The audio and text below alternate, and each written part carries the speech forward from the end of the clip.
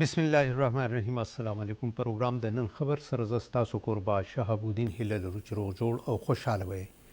پروګرام د نن خبر تاسو د پی ټی وی نشنل ننیخ پنیغه ګوري او په دې پروګرام کې موږ تاسو ته نننی خبرونه وړاندې کوو. اولنې خبر د وزیر اعظم پاکستان میا شهباز شریف دوره ازبکستان هلته کې په مختلف مفاهیمتي یادداشتونو باندې دستخطونه او د ازبکستان د صدر سره مشترکه پریس کانفرنس. د سره د یو ای ولی عهد نن پاکستان ته د یوې ورځې په دوره باندې را رسیدونکی دی او ټیکس پالیسی اختیار چې کوم دی هغه په فاینانس ډیویژن ته ورکول کیږي. وفاقي وزیر داخله اورنګزیب په دې لړ کې په خبر د سر چمبر اف کامرس د دورې په موقع باندې صنعتکارانو ته په خطاب کې دا وینا کړې ده. تورخم بارډر د شپږو ورځو بند دی چې د هغې نه تقریبا 8 میلیونه ډالره نقصان ورسېدو او ورسره تجارت او د خوراک څښاک شیونه چې کوم دي نو هغې ته هم ډېر زیان رسېدلی دی. 2 آی پی پیز ته کیپیسټي پیمنټس د هغې د بندولو فیصله شوې ده چې د هغې نه به 1500 اربه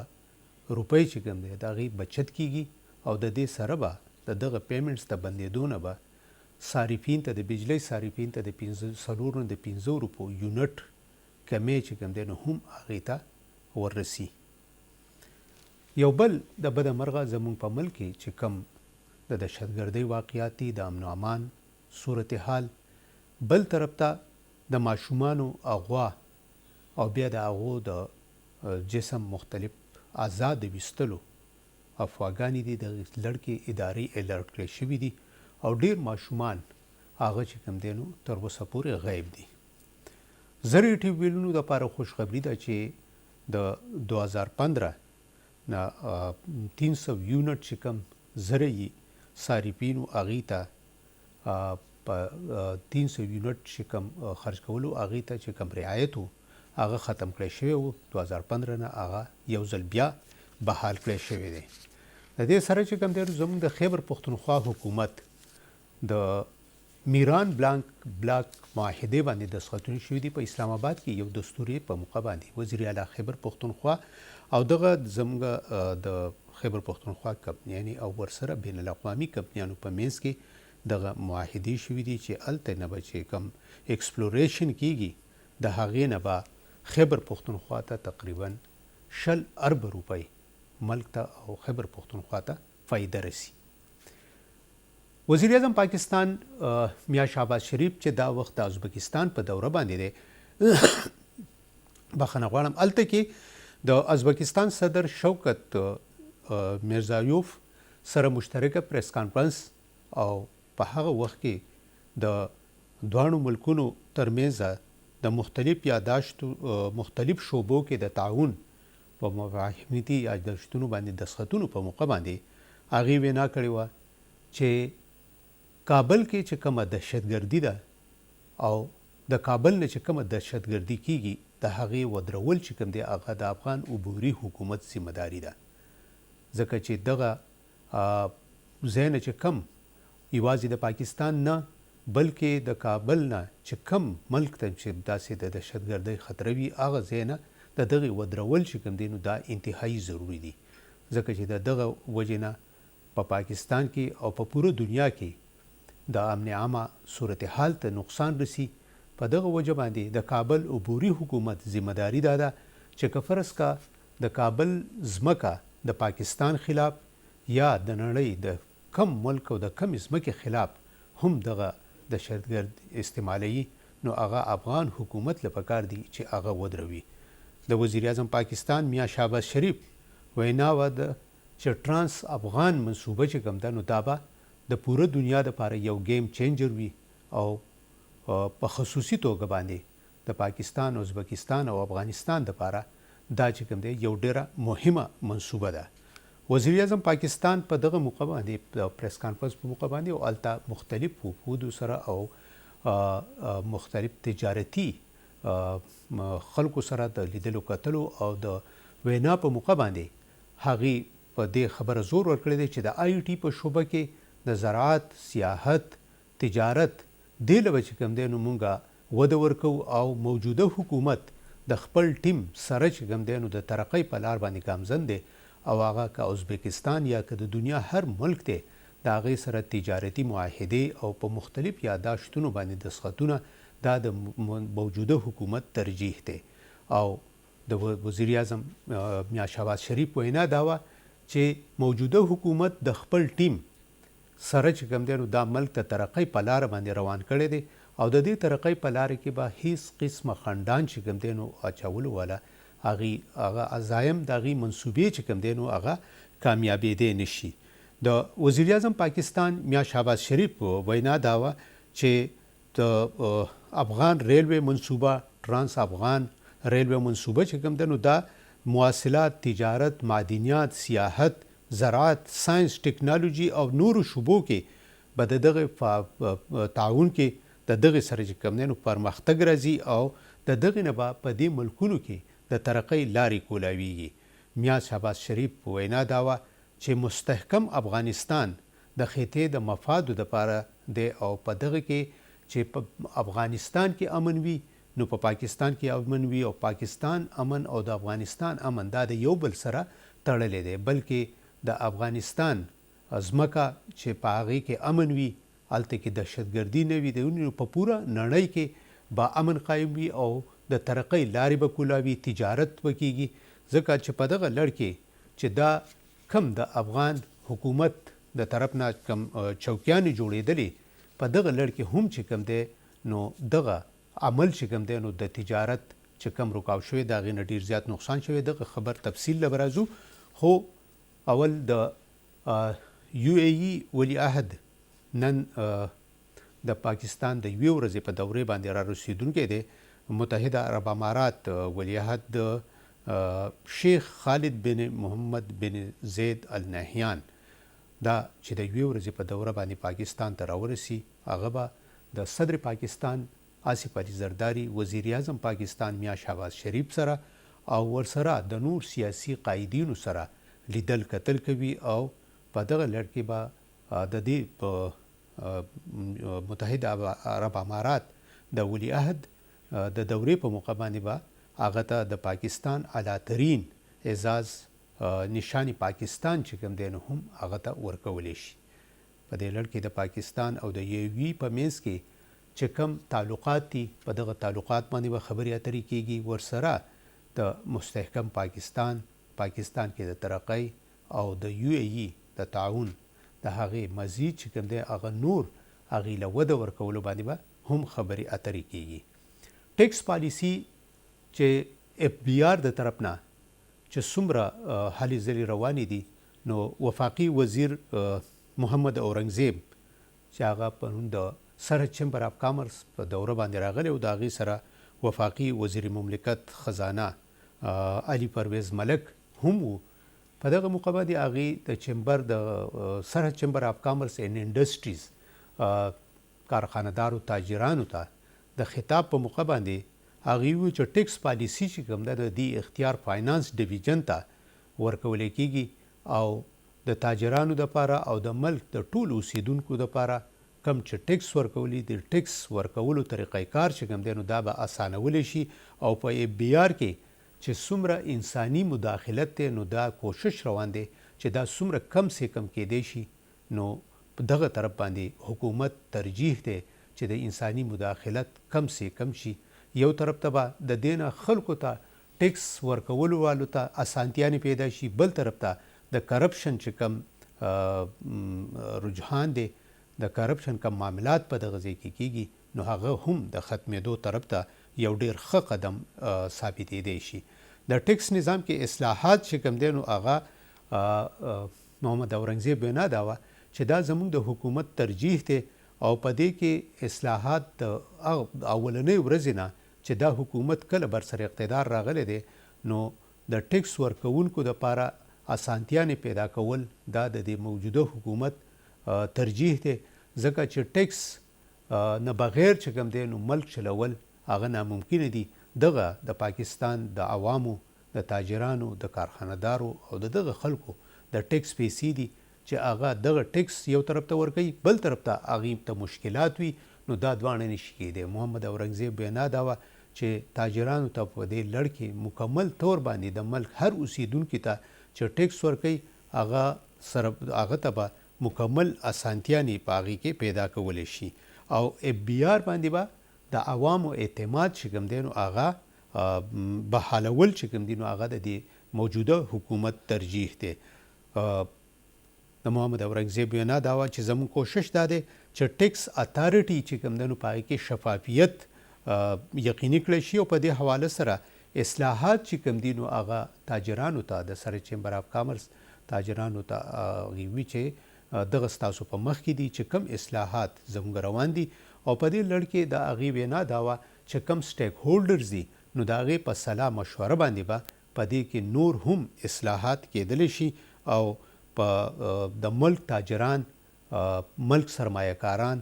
په دې لړ کې چې خیبر پښتونخوا کې سرمایه کاري باندې هغو ډیر زیات زور ورکو او محمد اورنګزیب وینا دا وه چې د خیبر پښتونخوا سرمایه کارانو ته به زیات نه زیات مراعات ورکولی شي. د بجلی په مد کې په دغه کې رعایت هغې وینا دا وه چې دغه د موجوده حکومت ترجیح دی چې په دغه کې د خیبر پښتونخوا صنعتکاران سرمایه کاران هغه په صوبه کې دننه سرمایه کاري وکړي. یو طرف ته به دلته کې د امن د راوستلو کې دغه ډیر زیات مددگار ثابت شي بل طرف ته به د دغه نه د روزګار مواقع هم راشي ډیر خلک په دغه سره په روزګار کړی شي ځکه چې د خیبر پښتونخوا د حالاتو په وجه باندې سرمایه کاران او د دې ځای صنعتکاران هغه د صوبې نه بار نور د ملک نورو حصو ته یا بار ملک ته چې کم منتقل شوي دي. محمد اورنګزیب وینا دا وه چې دغه سرمایه کاران او دغه تاجران صنعتکاران د دغه اعتماد بحالولو کې به حکومت هیڅ قسمه څه کوتاهي نه کوي او هغو ته هر قسمه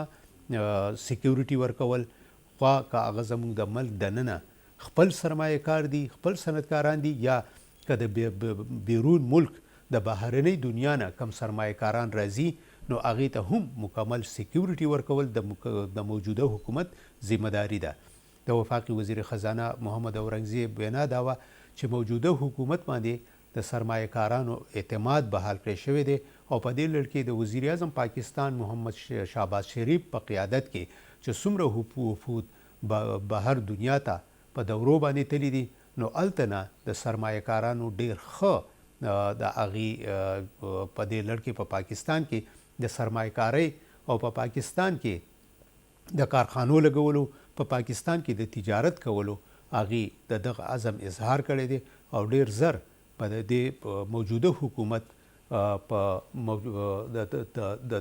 ترقۍ د لارې او د تجارت په مد کې او چې کوم اصلاحات روان دي د دغې نه به یو طرف ته زموږ د ملک دننه سرمایه کار صنعتکاران فایده اخلي او بل طرف ته د بیرون ملک نه هم سرمایه کاران چې څومره زیات دلته سرمایه کاري وکړلی دي نو د ملک معیشت به د دغې سره مضبوط کړی شي. د تورخم بارډر شپږمه ورځ ده چې هغه بند دی او د دغه بارډر د بندېدو د وجې نه د سرحد چیمبر آف کامرس او موږ د ډایرکټر پاک افغان چیمبر آف کامرس اینډ انډسټریز زاید شینواري چې هغه سابقه صدر د سرحد چیمبر آف کامرس هم پاتې شوی دی او پاک افغان تجارت په لړ کې هغه ډېرې زیاتې هلې ځلې کوي د حکومت سره لیدل کېدل د وفودو سره لیدل کتل او بیا افغانستان او پاکستان کې دغه تجارت مضبوطولو کې د هغو ډېر زیات کردار دی. زاید شینواري وینا دا وه چې دغه تورخم بارډر چې دا تقریبا هر ځل چې کوم دی نو د افغان حکومت او د هغې د داسې پالیسیو د وجو نه هغه بندیږي. نن د دغه بارډر د بندېدو شپږمه ورځ ده او د دغې نه کم سې کم د 8 میلیونو ډالرو خساره چې کوم دی نو وشوه. زاید شینواري وینا دا وه چې دواړه طرف ته چې کوم د خوراک څښاک څیزونه دي که سبزیانې دي که نور فروټ میوجات دي نو دغې ته نقصان رسېدلی دی او په دغه لړ کې د تورخم بارډر باندې ولاړ چې کوم ګاډي دي د هغې ډریوران او د هغې کاروباري خلکو هغه ډیر زیات چې کوم دی نو دغه پریشانۍ ته مخ دي او هغوی بار بار دا مطالبه کوي چې تورخم بارډر دې زر تر زره بند کړي کولاو کړلی شي ځکه چې د دغې د وجې نه هغې ته ډېر زیات چې نقصان ورسېدو. یو طرف ته دغه ګاډي د دومره ورځو نه هلته کې ولاړ دي، بل طرف ته په دغه کې سامانونه چې کوم دي نو هغه خراب کړی شو. یو طرف ته د افغان حکومت د طرف نه په دا بارډر چې بند شوی دی نو دا د هغې د طرف نه د افغان عبوري حکومت د طرف نه داسې څه چوکۍ قایمېدلې چې هغه د پاکستان په ځمکه باندې د پاکستان د بارډر د هغې خلاف ورزیانې وي. هغه پاکستان د هغې چې کوم دی نو د بندولو هغې ته هڅه وکړه چې دغه کار دې هغې بند کړي. نو په ځای د دې چې هغې کار بند کړی وی هغې پاکستان باندې جارحیت او هغه داسې اقدامات وکړل چې د هغې له کبله هغې هغه بارډر بند کړو او دغه بارډر د بندېدو د وجې نه دغه نقصانات روان دي ځکه چې زمونږ د ټول نه زیات نقصان د خیبر پښتونخوا د تاجرانو د دغه بارډر د بندېدو نه کیږي ځکه چې یو طرف ته دوایانې دي، بل طرف ته د خوراک څښاک شیونه دي. نو دا د دې ځای نه افغانستان ته ځي. اوس د روجي میاشت را روانه ده نو په دې لړ کې زمونږ د خیبر پښتونخوا نه په ډېر ګڼ شمېر سره ګاډي ټریلرې چې کوم دي نو هغه افغانستان ته د خوراک څښاک شیونه وړي. نو یو طرف ته که زمونږ د پاکستان تاجرانو ته د دغې نه په میلیونو ډالرو نقصان کیږي نو بل طرف ته افغانستان تاجرانو ته هم د دغې نه ډېر زیات نقصان کیږي. لکه څومره چې ګاډي دلته کې د تورخم بارډر نه دې اړخ ته زموږ خیبر پښتونخوا طرف ته ډېر ګڼ شمېر کې په لاینونو کې ولاړ وي، په څو کیلومیټره ته دا لاینونه ورسي. نو داسې چې کوم دی نو بیا افغانستان طرف ته هلته هم چې کوم دی نو کم ګاډي چې راځي نو هغه هم هلته کې ودرېږي. نو د هغې نه افغانستان او پاکستان دواړو ته چې کوم دی نو د دغې نه نقصان چې کوم دی نو راځي. د دې سره چې کوم دی نو دا آی پی پیز موږ خبره کړې وه چې 22 آی پی پیز کیپیسټي پیمنټس چې کوم دی نو هغه بندېږي چې د هغې نه 1500 ارب روپۍ چې کوم دی نو پاکستان ته یو طرف ته منافع کیږي او بل طرف ته عام صارفینو ته د بجلۍ د 4 نه د 15 روپو پورې هغې ته پیدا وشي. د دې سره چې کوم دی نو که موږ وګورو نو په دې کې زموږ د پاکستان او خصوصا په خیبر پښتونخوا کې د اغواکارۍ ډېر زیات واردات شروع شوي دي او په خصوصي توګه باندې د ماشومانو اغوا کېدل کیږي او د هغې د اعضاو ویستلو داسې پروپیګنډې او داسې خبرونه مخې ته راغلي دي. په دغه لړ کې یو طرف ته خلکو ته هم پکار دي چې هغه د خپلو ماشومانو حفاظت وکړي او بل طرف ته حکومت هم په دغه لړ کې هلې ځلې کوي. کرکټ کې د افغانستان او د انګلینډ ترمنځ